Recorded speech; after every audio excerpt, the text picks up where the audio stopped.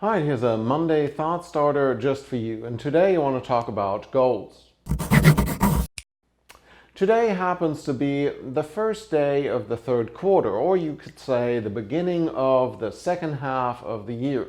People tend to make these things up because we like to logically divide things. So 6 months ago, you may have had great goals for 2019, maybe some amazing New Year's resolution. If you had one, there's only a 46% chance you're still sticking to it.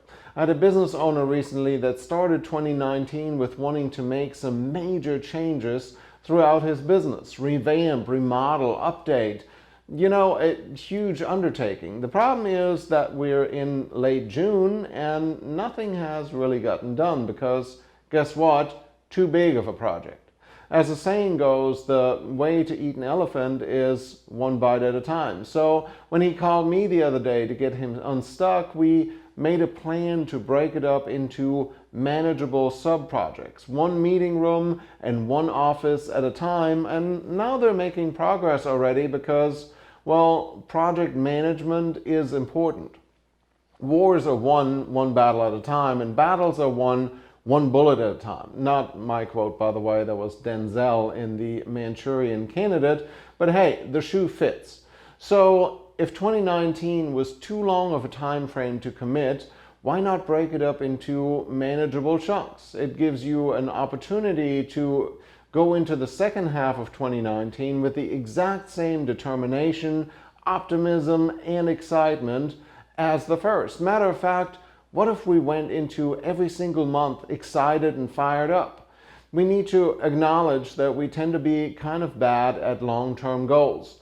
The cookie now usually wins over the beach body in 6 months.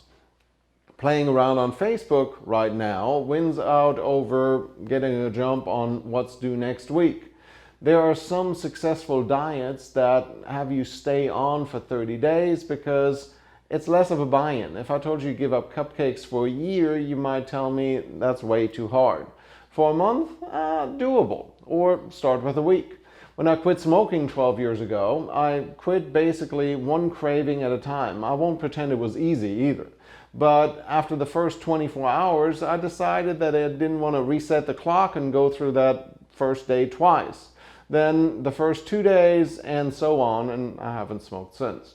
Now, to make it more interesting, determination and patience are exhaustible resources, as anyone knows that has had a long day, and then lights into your partner or the kids at night. For some, that isn't usually a big deal.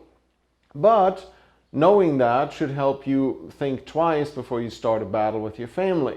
But it also means that I can plan for it. For example, planning tasks that require patience and determination earlier in the day, or making a deal with yourself that after a rough day, treating yourself with a massage or something along those lines is perfectly okay.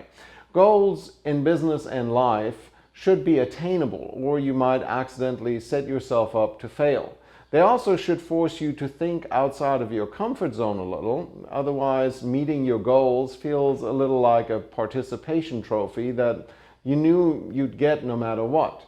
Sort of like me giving up cilantro for a year. I hate cilantro. Anyways, going into the second half of 2019, let's set some goals that force you to work for them and that are attainable enough to where you can celebrate meeting them. And then share them with the world, because that also makes you more likely to succeed. And let's see how much your life or your business or both change for the better.